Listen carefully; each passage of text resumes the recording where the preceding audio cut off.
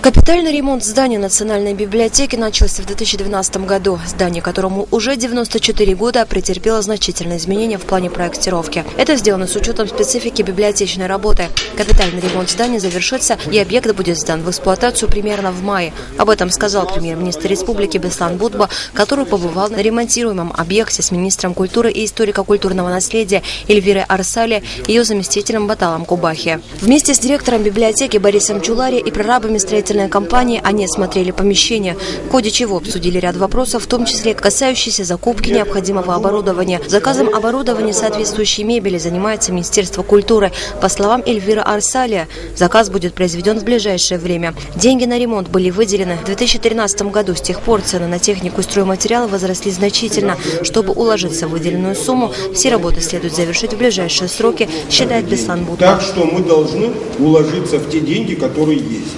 Давайте искать выход.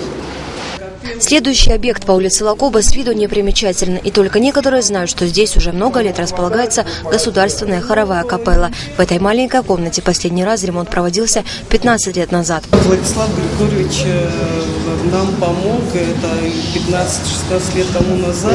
Вот то, что брехана говорит, иначе бы вообще нам не было. Ну а помещение само хватает вот по размерам? Ну, я бы сказала, это не совсем для капеллы, но можно репетировать.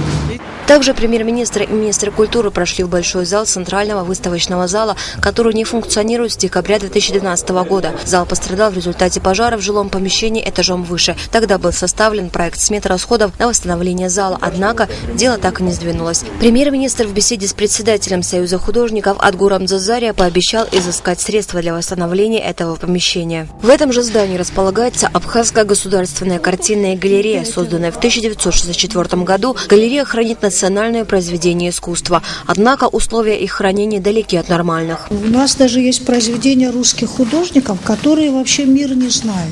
Петров, Конторов – это вообще первоклассное произведение 30-х годов. Ну а Шервашидзе это уже говорить не надо. И Бубнова есть около 70 работ. В ближайшие, если 5 лет у нас не будет галереи, во-первых, они пропадут здесь.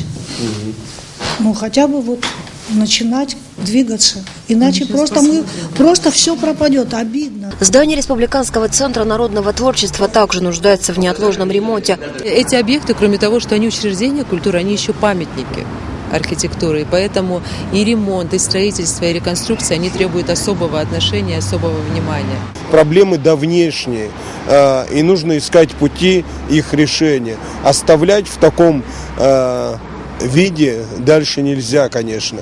По словам Беслана Будба, здания учреждений культуры будут внесены в перечень ремонтируемых объектов за счет средств, выделяемых Россией на социально-экономическое развитие Абхазии, поскольку собственных на восстановительные работы недостаточно. Асида Малия, Стамурт Хайцук, Абхазское телевидение.